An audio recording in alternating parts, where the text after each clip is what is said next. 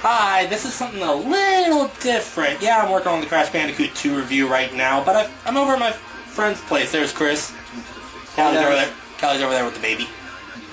We got the dog. And I figured, you know what?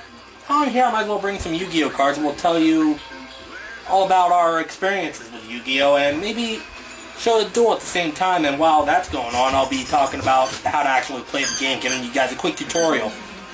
So, how were you introduced? Was it the cards, the manga, or the anime? Most likely the anime. I know that was for me. Yeah, that's where it started, was the anime. Just Saturday morning cartoons, and just happened to be on, and one episode, and I was hooked. I mean, you see Exodia blow away 3 blue eyes, you gotta be hooked. Yeah, it was kind of similar with me and how I got in some of the other shows, like, say, Dragon Ball Z or Pokemon, which is flipping through, there's nothing on. And I think the first one I saw was Yugi's duel with Mai.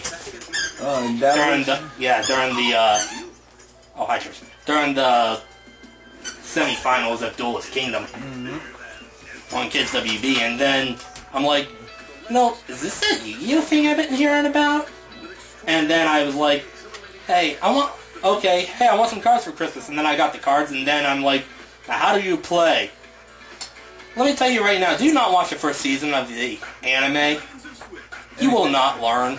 So you can watch it, but don't take the rules off of it, because they use cards that have no effect as effect cards, and it's bad. The first time I played, me and my cousin decided that we were going to use the rules of Duelist Kingdom, and the only way to end the duel was by running out of cards.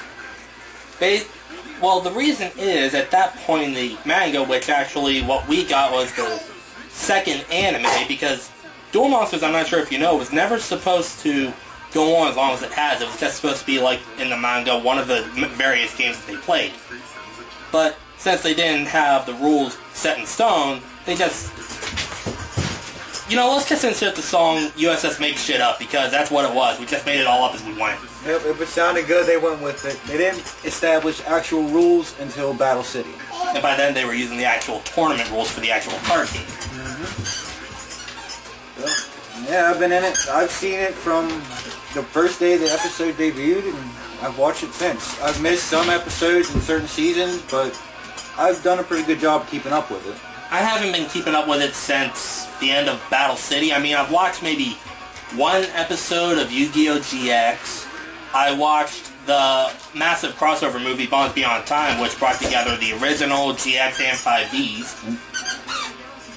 And I know that there was Yu-Gi-Oh! Zexal. They just started the American dub of Yu-Gi-Oh! Arc 5 on Nickelodeon.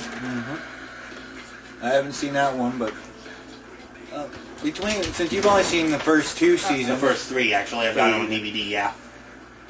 Okay, what's your favorite out of them? That will probably have to be... Well, I guess some would say that Battle City went going on for 2 seasons, went on a little too long, but I would say maybe Battle City from Joey's first duel with the Dark Hunters up until, not counting the virtual arc because that was just filler. Yeah, that was filler. And nobody cared about that. Up until Yugi's final duel with Merrick, where he got the final God card. And if we want to go even further, the movie Pyramid of Light. Which was a very good movie, and yes, I agree. Battle City is my favorite of the Yugi Moto story. My favorite season of all is the 5Ds. He enjoys card games on motorcycles. Yes, that's honestly very interesting, but that's also the 5Ds with the 5 dragons, which, if I still had my deck, this wouldn't be much of a duel. Yeah, probably not. I'd probably get my ass kicked in. I'm going to say this right now, folks. Sorry if you can't see the cards or Chris very well. We're doing what we can with a very... It's not exactly a limited setup, but it is kind of half-assed. It works, because you got the more equipment than I do. Now that I'm working with a much better camera. Yeah. It's actually clear. But anyway, I don't know about him, but I also had some of the cards. Like, I had a little rubber blue eyes, a little translucent blue grandpa. I had the Exodia toy, which came with the fireball that you could push a button on his arm and it shot out and it made, like, the explosion noises. Yeah, I never actually had any of the toys. I think my first deck I got for Christmas, along with... You can't see it, but he's got Armada Megatron right there on the speaker right next to my camera. Along with some Transformers Armada toys, was... I think it was Kaiba's deck, and never forget opening up that Christmas present and seeing that shiny blue eyes white dragon looking me in the face. Yeah, I'm trying to remember. I think my first deck was the Yugi deck because it was for my birthday, and the place had both decks. I wanted to buy both of them, and my cousin threw a little bitch fit because he said if I was buying both decks, he wasn't even getting one of them. So I had to settle for Yugi.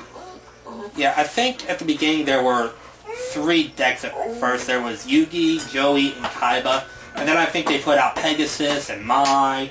And now there's all kinds of decks, and it is very rare that you find one of the original starter decks. Like, I found this at Walmart a few days ago for about $20. The Yugi's Legendary decks. It comes with his Exodia deck, Battle City, and Gadget decks. Not sure how well you can see that, but hey, there you go. So, like I said, I don't know if he had any of the actual merchandise outside of the toy, outside the cards. I actually have a couple folders I had back in grade school that I just found. Great condition, too. Go figure. How about that? Yeah. Yeah, I kind of wish I still had some, like, my Jurassic Park and Goosebumps folders, but, shit happens. You lose things over time. So, I don't know. You got anything more else to add? Not really. I don't. So, what we're going to do now is I'm going to give a tutorial about how to play the game while we're actually playing the game. And who knows, I might even upload our actual duel as a separate video. I don't know. Good. But, 2 guys playing a card game might seem a little boring. But, hey, once I watched a tournament game from Poland and I couldn't understand them and it was boring as hell. So, hey, some people like it. So, without further ado, let's get started. Believe it or not, YuGiOh is actually pretty simple to understand despite how complex I might make it sound. If you're playing by official tournament rules, both players, called duelists, must have decks comprised of no less than 40 cards and no more than 60, and you are only allowed to have 3 copies of any one card. Your decks are comprised of various monster, magic, and trap cards, and you need to learn how to use them in conjunction with each other if you want to win as many duels as possible. Both players start off with 8,000 life points, and the goal of the game is to use various combinations of your monster, magic, and trap cards to whittle your opponent's life points down to 0. The main soul of your deck are your monster cards. There are various ways to summon them, but for now we'll just stick with the basics. See these stars under the monster's name? These stars represent the monster's power level. If the power level was 1 to 4, then you can summon a monster right away, but unless there are any stipulations via a magic card or a monster's effect, you can only summon 1 monster per turn. If a monster has 5 or 6 stars, you must sacrifice 1 monster to summon it. 7 or 8 stars requires the sacrifice of 2 monsters. If a monster has more than 8 stars, which doesn't happen all that often, but it's not exactly a rare thing, 3 monsters must be sacrificed. But it's not just the monster's power level you need to be aware of. See these numbers down here in the bottom right corner? These are your monster's attack and defense points.